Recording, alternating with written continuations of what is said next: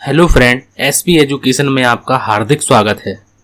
आज की क्लास में हम लोग बात करने वाले हैं बिहार एस्टेट 2024 के बारे में बात करने वाले हैं। और हम लोग जो टॉपिक को पढ़ रहे हैं वो है हम लोगों का फाइनेंशियल अकाउंटिंग हम लोगों का टॉपिक है। और उसमें हम लोगों ने अगर क्लासों की बात करते हैं तो हम लोगों ने 13 क्लासों को कर लिया है और ये हम लोगों की 14वीं नंबर की क्लास है। 14वीं नंबर की क्लास का मतलब यहाँ पर ये है कि हम लोग 10 से 11 टॉपिक की बात कर चुके हैं और मैंने जो सिलेबस पढ़ाया है आप लोगों को उसी के अकॉर्डिंग मैं आप लोगों को ये क्वेश्चन जो है वो प्रोवाइड करने की कोशिश कर रहा हूँ।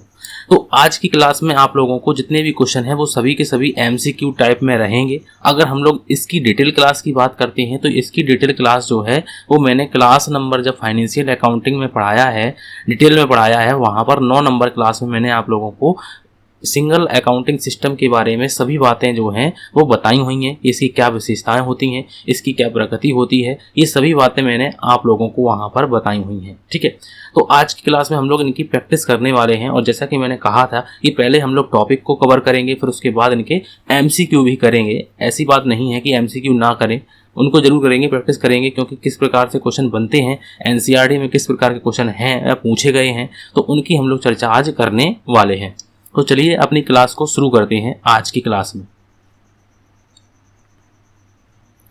सबसे पहला क्वेश्चन यहाँ पर, अगर आप लोगों को मेरे द्वारा जो प्रयास किया जा रहा है अगर आप लोगों को अच्छा लगता है तो प्लीज़ आप लोग एसपी एजुकेशन चैनल को सब्सक्राइब करें और इसको शेयर भी करें, जिससे ज़्यादा से ज़्यादा लोग अपने जो शिक्षार्थी हैं वो जुड़ सकें। ठीक है, अगर हम लोग बात करते हैं क्वेश्चन नंबर 1 की, और क्वेश्चन नंबर 1 में लिखा हुआ है क्वेश्चन नंबर 1 में लिखा हुआ है कि अपूर्ण अभिलेखन ये अभिलेखन लिखा हुआ है।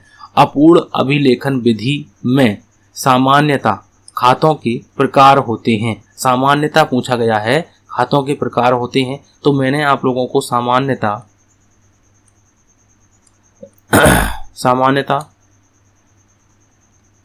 खातों के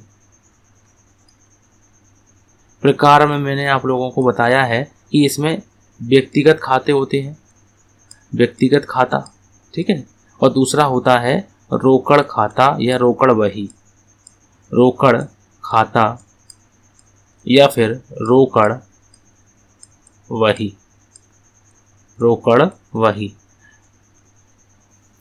तो ये किस लिए होते हैं अगर हम लोग इनकी बात करते हैं तो उधार लेन देनों के लिए व्यक्तिगत खाता, उधार लेन देनों के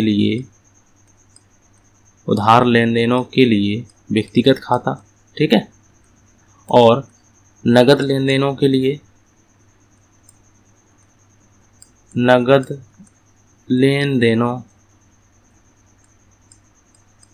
लेन देनों के लिए कौन सा खाता, तो वहाँ पर रोकड़ खाता की बात हम लोग करते हैं। तो इसका राइट आंसर अपूर्ण अभिलेखन विधि में सामान्यता खातों के जो प्रकार हैं वो पूछे जाते हैं। तो व्यक्तिगत खाता तो बिल्कुल होता है, व्यय खाता नहीं होता है, आय खाता नहीं होता है, तो इनमें से नहीं होगा।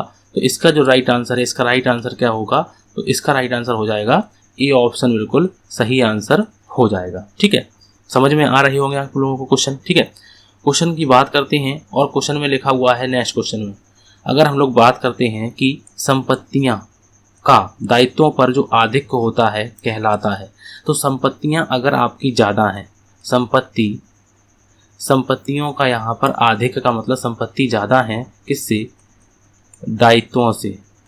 तो जो आधिक्य है, जो आधिक्य की रकम है वो क्या कहलाएगी, वो लेनदार कहलाएगी, लाभ कहलाएगी, पूंजी कहलाएगी या फिर इनमें से कोई नहीं। तो इसका राइट आंसर क्या है कि संपत्तियों का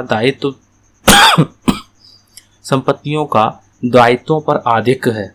संपत्तियां ज़्यादा हैं, दायित्व कम हैं, तो इसका राइट आंसर जो है वो क्या है, तो इसका जो राइट आंसर है वो है हम लोगों का सी ऑप्शन की, वो है हमारी पूंजी है।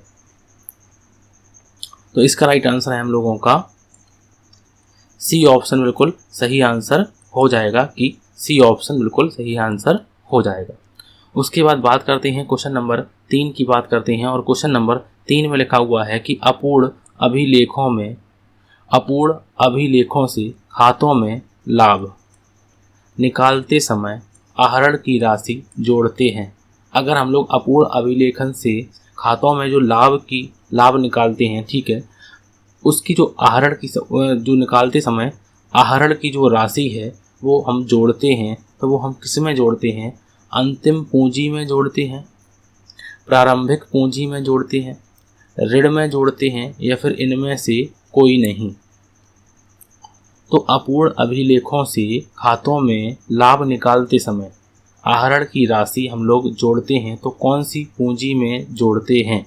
अंतिम पूंजी में जोड़ते हैं, प्रारंभिक पूंजी में जोड़ते हैं, या फिर ऋण में जोड़ते हैं, या फिर इनमें से कोई नहीं। तो इसका सही आंसर जो है वो आप लोगों को बताना है।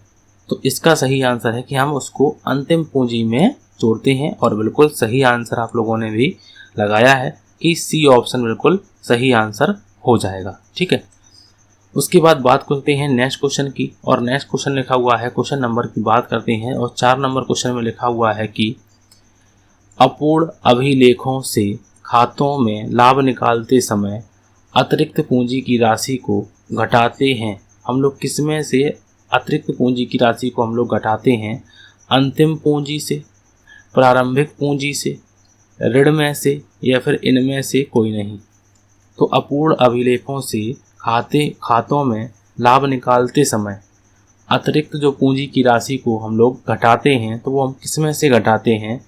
तो इसका सही आंसर जो है, अगर हम लोग बात करते हैं तो अंतिम पूंजी से हम लोग जो लाभ की जो है उसको हम लोग घटाते हैं। तो इसका राइट आंसर जो है वो ए ऑप्शन बिल्कुल सही आंसर हो जाएगा। ठीक है, तो आप लोगों को क्वेश्चन अगर अच्छे लग रहे हैं तो प्लीज़ आप लोग लाइक ज़रूर कर दिया करें, क्योंकि मैं बहुत ही मेहनत से आप लोगों को ये क्लास प्रोवाइड कर लाता हूँ। ठीक है, उसके बाद हम लोग बात करते हैं नेक्स्ट क्वेश्चन में, और नेक्स्ट क्वेश्चन में लिखा हुआ है, क्वेश्चन नंबर की बात करते हैं 5 नंबर में। अब 5 नंबर क्वेश्चन में लिखा हुआ है कि अपूर्ण अभिलेखों से खातों के हिसाब किताब की सर्वोत्तम प्रणाली है। ये अपूर्ण अभिलेख जो हैं वो पूछा गया है कि खातों के हिसाब किताब की कैसी प्रणाली है? सर्वोत्तम प्रणाली है, वैज्ञानिक प्रणाली है, अपूर्ण प्रणाली है, या फिर हम लोग डी ऑप्शन भी ले लेते हैं, इनमें से कोई नहीं। इनमें से कोई नहीं। तो इसका सही आंसर जो है वो आप लोगों को बताना है, और जो मैंने बताया हुआ है ये सभी बातें मैंने बताई हुई हैं, तो ये अपूर्ण प्रणाली है।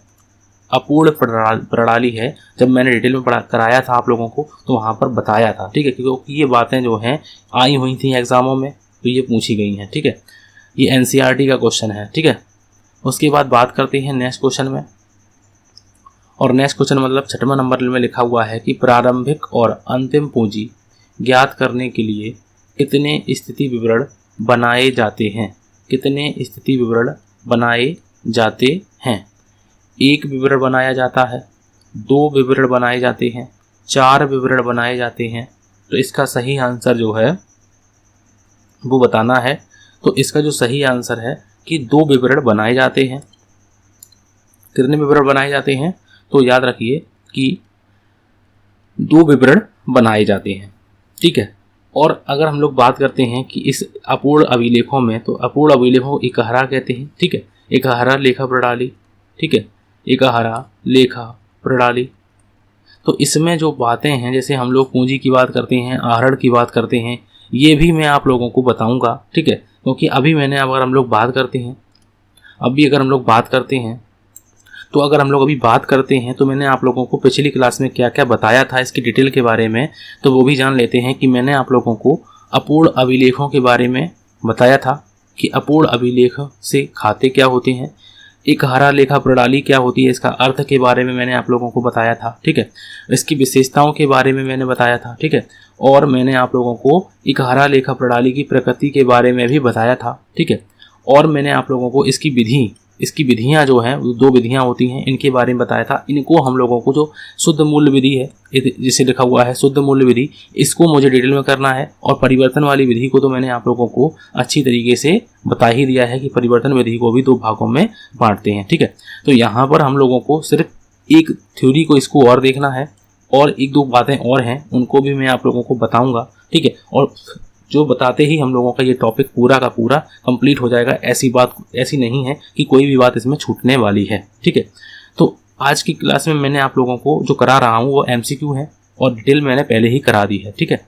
तो यहाँ पर अगर हम लोग बात करते हैं तो कितनी विधियाँ होती हैं, तो 2 विधियाँ स्थिति विवरण बनाए जाने के कितने जो हैं पूंजीगत करने के लिए स्थिति विवरण कितने बनाए जाते हैं, तो याद रखिए कि 2 स्थिति विवरण बनाए जाते हैं, ठीक है। उसके बाद बात आती है नेक्स्ट क्वेश्चन की, और 7 नंबर क्वेश्चन में लिखा हुआ है, क्वेश्चन नंबर की बात करते हैं 7 नंबर। लेनदारों को चुकाई गई रोकड़ की गणना की जाती है। चुकाई गई रोकड़, जो लेनदार हैं, अगर हमने जिनसे माल उधार लिया है, लेनदार अगर हमें हमारे, तो ये हमारा क्या है, तो हमारा ये दायित्व है। अगर हम इनको रोकड़ चुकाते हैं, रोकड़ चुकाते हैं, तो ये जो पूछी गई है कि रोकड़ की गणना, अगर लेनदारों को चुकाई गई रोकड़ की गणना जो है वो की जाती है, तो देनदार के खाते से की जाती है, लेनदार खाते से की जाती है, आर्थिक चिट्ठा में की जाती है। बताइए वो किस में की जाती है, तो इसका राइट आंसर जो है वो आप लोगों को बताना है। तो याद रखिए कि वो अगर लेनदार की बात है तो वो लेनदार के खाते से की जाती है। तो यहाँ पर बी ऑप्शन बिल्कुल सही आंसर हो जाएगा और आप लोगों ने बिल्कुल सही आंसर लगाया है। बात आती है नेक्स्ट क्वेश्चन की, और नेक्स्ट क्वेश्चन में लिखा हुआ है 8 नंबर क्वेश्चन की बात करते हैं। 8 नंबर क्वेश्चन में लिखा हुआ है कि इकहरा लेखा प्रणाली के अंतर्गत तैयार किया गया स्थिति विवरण एक विवरण है। तो आय विवरण है, आय और व्यय का विवरण है, रोकड़ प्राप्ति और रोकड़ भुगतान का एक विवरण है, या फिर व्यापारिक देनदार और व्यापारिक लेनदार का विवरण है, संपत्तियां और दायित्व का विवरण है। इकहरा लेखा प्रणाली में स्थिति विवरण अगर हम बनाते हैं तो ये किसका विवरण है, तो यहाँ पर अगर हम लोग बात करते हैं तो ये संपत्तियां और दायित्वों का विवरण है। तो इसका राइट आंसर जो है वो क्या हो जाएगा, डी ऑप्शन बिल्कुल सही आंसर हो जाएगा, क्योंकि ये मैंने बात बताई हुई है कि संपत्तियां और दायित्वों का विवरण होता है, ठीक है। डिटेल अगर आप लोगों को करनी है तो आप लोग जरूर करिए, क्योंकि आप लोगों को यहाँ पर हो सकता है कुछ बातें ना भी समझ में आए, ठीक है। तो वहाँ पर कर लिए, और जो बातें छूटेंगी उनको मैं आप लोगों को नेक्स्ट क्लास में, मतलब कि जो क्लास 10 पढ़ाऊंगा उसमें मैं आप लोगों को जो शेष बातें हैं, देखो तलपट पढ़ाऊंगा, क्लास नंबर 10 में आप लोगों को तलपट पढ़ाऊंगा, ठीक है। तलपट के बारे में एक एक बात आप लोगों को बताऊंगा, ठीक है। और उसके बाद अगर क्लास नंबर 11 की बात करते हैं और आप लोगों को कोई बात अधूरी लगती है तो 11 में मैं आप लोगों को इकहरा लेखा प्रणाली दोबारा से दूसरा पार्ट इसका भी करा दूंगा, पार्ट 2 में, ठीक है। पार्ट 2 में मैं आप लोगों को अच्छी तरीके से इसके बारे में भी बता दूंगा, ठीक है।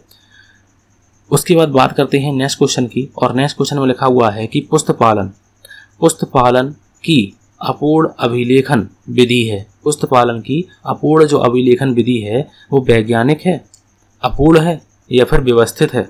तो इसका जो सही आंसर है वो कैसा है, तो याद रखिए कि वो कैसा है, अपूर्ण है। पुस्तपालन की जो अपूर्ण अभिलेखन प्रणाली है वो अपूर्ण मानी जाती है, और पुस्तपालन की दोहरा लेखा प्रणाली, दोहरा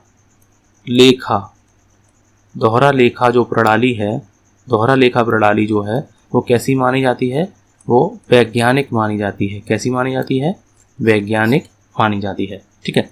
उसके बाद बात करते हैं नेक्स्ट क्वेश्चन की, और नेक्स्ट क्वेश्चन में लिखा हुआ है कि प्रारंभिक पूंजी का निर्धारण बना करके होता है। जो प्रारंभिक पूंजी का निर्धारण करके बना करके होता है, प्रारंभिक स्थिति विवरण होता है, देनदार खाता होता है, लेनदार खाता होता है। तो याद रखिए कि प्रारंभिक पूंजी अगर हम लोगों को का निर्धारण करना है तो उसके लिए हमें जो है कौन सा खाता बनाना होगा, कौन सा स्थिति विवरण बनाना होगा। तो याद रखिए कि प्रारंभिक स्थिति विवरण हम लोगों को बनाना होगा, और जो मैं न्यूमेरिकल भी कराऊंगा इसके 1-2, तो आप लोगों को अच्छी तरीके से ये बातें समझ में आ जाएंगी, ठीक है। एक एक बात समझ में आ जाएगी, ठीक है। बात करते हैं नेक्स्ट क्वेश्चन की, और ये क्वेश्चन भी मैंने दिया है यहाँ पर, ठीक है। क्वेश्चन नंबर 11 की बात करते हैं कि वर्ष के दौरान उधार क्रय जो है, वर्ष के दौरान उधार क्रय का निर्धारण बना करके होता है। उधार क्रय का मतलब हमने किसी से माल खरीदा है, और ख़रीदा है तो वो हमारा क्या होगा, तो वो हमारा लेनदार होगा। तो हम लोग किस में से अगर हम लोग बात करते हैं तो किससे पता लगाएंगे, तो लेनदार खाते से हम लोग उसका निर्धारण करेंगे। तो यहाँ पर देनदार खाता है, ये नहीं होगा, रोकड़ खाता है, उधार में रोकड़, नगद में होता है रोकड़ खाता। तो यहाँ पर अगर हम लोग बात करते हैं तो ये बात हम लोगों की सी ऑप्शन पर जाएगी, और सी ऑप्शन बिल्कुल सही आंसर हो जाएगा। ठीक है, उसके बाद बात करते हैं नेक्स्ट क्वेश्चन में, और नेक्स्ट क्वेश्चन में लिखा हुआ है, क्वेश्चन नंबर 12 में लिखा हुआ है कि यदि आरंभिक पूंजी का मतलब यहाँ पर लिखा हुआ है ओपनिंग कैपिटल। ओपनिंग कैपिटल लिखी हुई है, कितनी लिखी हुई है? 60,000 लिखी हुई है। ठीक है, अब यहाँ पर आहरण ड्राइंग लिखी हुई है 5,000, और अतिरिक्त पूंजी हम लोगों ने कितनी लगाई है? अतिरिक्त पूंजी मतलब कि एक्स्ट्रा कैपिटल हम लोगों ने, और एडिशनल कैपिटल या फिर जो ऐड करके हम लोग बात करते हैं, 10,000 रुपये हमने पूंजी और लगाई है। और अंतिम पूंजी अगर हम लोग बात करते हैं क्लोजिंग कैपिटल जो है वो कितनी है? वो है 90,000 है। ठीक है, अब हमसे पूछा क्या गया है? तो वर्ष के दौरान कमाया गया लाभ होगा। तो वर्ष के दौरान कमाया गया लाभ होगा। यहाँ पर ध्यान से देखो, अगर हम लोग बात करते हैं तो हमारे पास जो पिछला बैलेंस है वो है 60,000 रुपये। ठीक है, मतलब कि पिछली साल का जो पूंजी है वो है 60,000। 60,000 पूंजी है। ठीक है, 60,000 पूंजी है। हमने माइनस कितना किया है, मतलब किसमें से निकाला कितना है? 5,000 निकाला है। ठीक है, हमने 5,000 निकाला है। तो अगर हम लोग माइनस कर देते हैं, इसी से माइनस अगर हम लोग कर देते हैं, पुरानी पूंजी से ही माइनस मान लो कर देते हैं, तो अगर हम लोगों के पास पूंजी कितनी रह जाएगी?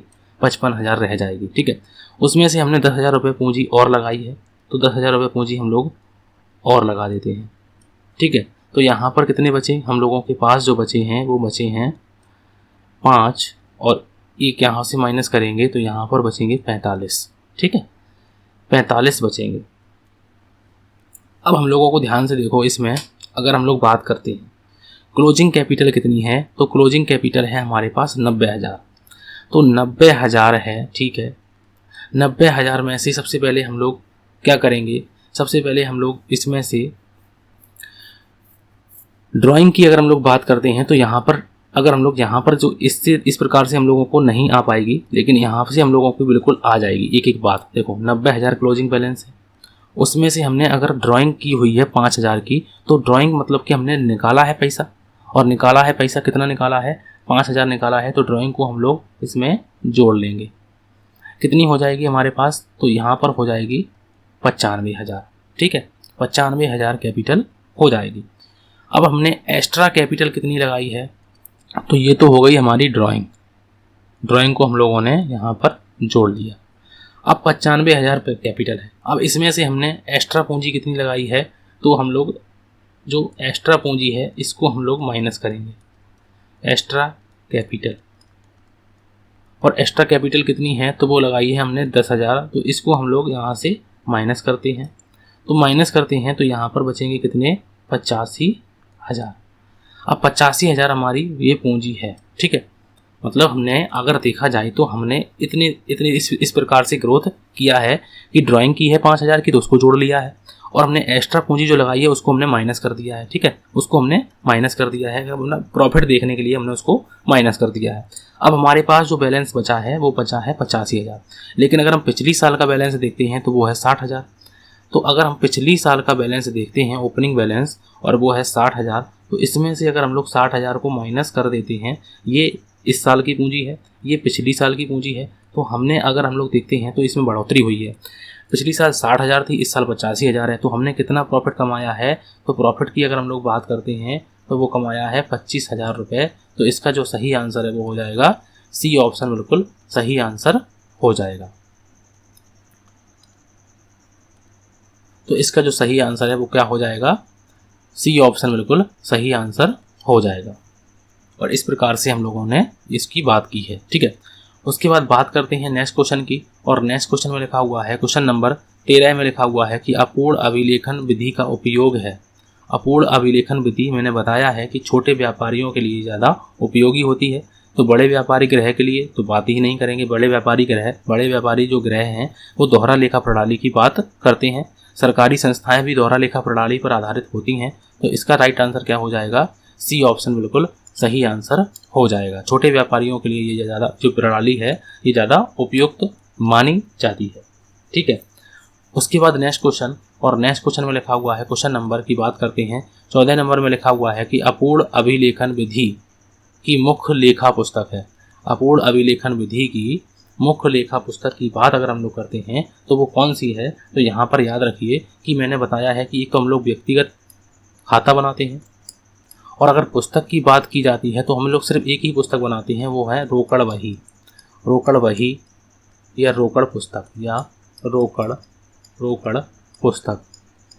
ठीक है, और हम लोग रोकड़ खाता भी बनाते हैं। अगर ये जो है नहीं बनाते हैं तो रोकड़ खाता भी बना सकते हैं। ठीक है, तो यहाँ पर अगर हम लोग बात करते हैं कि अपूर्ण अभिलेखन विधि की मुख्य लेखा पुस्तक है तो याद रखिए कि वो ये ऑप्शन बिल्कुल सही आंसर हो जाएगा। तो इसका राइट आंसर क्या हो जाएगा? ये ऑप्शन बिल्कुल सही आंसर हो जाएगा। उसके बाद नेक्स्ट क्वेश्चन में लिखा हुआ है, और ये क्वेश्चन मैंने आप लोगों को बताया हुआ है कि शुद्ध संपत्ति विधि में लाभ निकाला जाता है। शुद्ध संपत्ति विधि में जो है लाभ निकाला जाता है तो लाभ हानि खाता द्वारा, लाभ के विवरण द्वारा, स्थिति विवरण के द्वारा। तो इसका सही आंसर जो है वो आप लोगों को बताना है कि शुद्ध संपत्ति विधि में जो लाभ है वो किस प्रकार से निकाला जाएगा। तो याद रखिए कि इसका जो सही आंसर है वो हो जाएगा ए ऑप्शन की लाभ हानि के खाता द्वारा, लाभ हानि खाता द्वारा। अब देखो ये प्रणाली जो है वो बहुत ही जटिल प्रणाली है, इसीलिए इसका उपयोग नहीं होता है। ठीक है, उसके बाद बात करते हैं 16 नंबर क्वेश्चन की, और 16 नंबर में लिखा हुआ है कि यदि प्रारंभिक पूंजी जो है प्रारंभिक पूंजी से अंतिम पूंजी अधिक हो तो यह अंतर है। तो यह अंतर क्या है? यदि प्रारंभिक पूंजी है, यदि प्रारंभिक पूंजी से अंतिम पूंजी अधिक हो, अंतिम पूंजी अधिक हो, जो मैंने अभी बताए थे कि अंतिम पूंजी कितनी थी? 85,000, प्रारंभिक पूंजी कितनी थी? 60,000। तो इसका सही आंसर जो है वो क्या हो जाएगा? तो इसका सही आंसर जो है वो हम लोगों का क्या हो जाएगा? वो लाभ है, हानि है या संपत्ति है। तो यहाँ पर इस क्वेश्चन का सही आंसर जो है वो है सी ऑप्शन। सी ऑप्शन बिल्कुल सही आंसर हो जाएगा। उसके बाद नेक्स्ट क्वेश्चन में लिखा हुआ है, क्वेश्चन नंबर की बात करते हैं, और क्वेश्चन नंबर में लिखा हुआ है कि स्थिति विवरण से निकाला जाता है। स्थिति विवरण से क्या निकाला जाता है? पूंजी निकाली जाती है, दायित्व निकाला जाता है, संपत्ति निकाली जाती है, संपत्तियां निकाली जाती हैं, या फिर डी ऑप्शन में इनमें से कोई नहीं। इनमें से कोई नहीं। तो इसका राइट आंसर आप लोगों को बताना है कि स्थिति विवरण से निकाला जाता है। तो स्थिति विवरण से क्या निकाला जाता है? तो स्थिति विवरण से हम लोग क्या निकालते हैं? पूंजी की बात करते हैं। तो यहाँ पर प्रारंभिक पूंजी और अंतिम पूंजी की बात करेंगे तो सी ऑप्शन मतलब पूंजी की बात करेंगे तो यहाँ पर जो है ए ऑप्शन बिल्कुल सही आंसर हो जाएगा। और आज का हम लोगों का आखिरी क्वेश्चन लिखा हुआ है कि नगद के अंतिम शेष के लिए बनाया जाता है। नगद के अगर हम लोग अंतिम शेष के लिए बात करते हैं तो हम लोग देनदार खाता बनाते हैं, लेनदार खाता बनाते हैं, नगद खाता बनाते हैं। तो याद रखिए कि आप लोगों ने बिल्कुल सही आंसर लगा लिया होगा कि नगद के अंतिम शेष के लिए हम लोग क्या बनाते हैं? तो हम लोग कैश अकाउंट को बनाते हैं। तो यहाँ पर जो है सी ऑप्शन बिल्कुल सही आंसर हो जाएगा। मैंने आज आप लोगों को 18 क्वेश्चन कराई, और जो ये क्वेश्चन कम से कम यहाँ पर 10 क्वेश्चन जो ऐसे थे वो सभी एनसीईआरटी में आए हुए थे, और आए हुए क्वेश्चन मैंने आप लोगों को कराए हैं। और भी क्वेश्चन कराएंगे और भी प्रैक्टिस कराएंगे आप लोगों को। बस आप लोगों को एसपी एजुकेशन चैनल को सब्सक्राइब करके रखना है। अगर हम लोग बात करते हैं तो 9 नंबर की क्लास में मैंने आप लोगों को इकहरा लेखा प्रणाली के बारे में बताया है, अर्थ के बारे में, विशेषताओं के बारे में, जो मैंने अभी आप लोगों को दिखाया है पार्ट 1 में मैंने कराया है। पार्ट 2 भी इसका आएगा, और पार्ट 2 हम लोगों को 11 नंबर की क्लास में करेंगे। आप कहेंगे कि 10 नंबर की क्लास में हम लोग क्या करने वाले हैं? तो क्लास नंबर हम लोग 10 में तलपट को पढ़ने वाले हैं, तलपट के बारे में पढ़ेंगे, थ्योरी पूरी पढ़ाएंगे, चाहे न्यूमेरिकल की बात करें चाहे थ्योरी की बात करें सभी पढ़ाएंगे। और यहाँ पर टॉपिक की बात अगर हम लोग करते हैं तो ये टॉपिक जो है इतने मैंने आप लोगों को कंप्लीट करा दिए हैं। ये देखिए 13 नंबर की क्लास तक मैंने आप लोगों को कंप्लीट करा दी है। ये 13 नंबर की क्लास है, उसमें सब्सिडरी बुक्स पार्ट 2 मैंने यहाँ पर कराया है, ये पार्ट 2 है। और सब्सिडरी बुक्स यहाँ पर सब्सिडरी बुक का पार्ट 1 ये कराया है और सब्सिडरी बुक का पार्ट 2 ये कराया है। ये लंबा मतलब कि ये जितनी भी क्लासें मैंने कराई हुई हैं ये उसकी इमेज है। आप लोग ध्यान से देखकर प्लेलिस्ट में मैंने जो कम्युनिटी बॉक्स है उसमें मैंने आप लोगों को डिस्क्रिप्शन बॉक्स में लिंक दे रखा है, नहीं तो आप लोगों के लिए प्लेलिस्ट बना दी है, आप लोग वहाँ पर जाकर इनको देख सकते हैं फाइनेंशियल अकाउंटिंग एस्टेट करके, वहाँ से मैंने ये बातें बता दी हैं। ठीक है, और आप लोगों को पीडीएफ की बात करते हैं तो इनकम टैक्स में आप लोगों को मैंने पीडीएफ डिस्क्रिप्शन बॉक्स में लिंक दे रखा है। 25 रुपये में आप लोगों को ये पीडीएफ मिल जाएगी। और याद रखिए कि वो पीडीएफ जो है वो क्लास 1 से लेकर क्लास 7 तक की पीडीएफ है, और आगे जो पढ़ाएंगे वो हम लोग अलग पीडीएफ अलग जो है उसमें पीडीएफ में प्रोवाइड कर देंगे। लगभग में 8 से 10 क्लासें एक साथ पीडीएफ में हम लोग दे देते हैं। ठीक है, और मिनिमम कॉस्ट पर आप लोगों को पीडीएफ प्रोवाइड कर देते हैं। तो आज की अगर आप लोगों को क्लास अच्छी लगती है तो प्लीज़ आप लोग एसपी एजुकेशन चैनल को सब्सक्राइब करें और ज़्यादा से ज़्यादा इसको शेयर करें। Thank you for watching.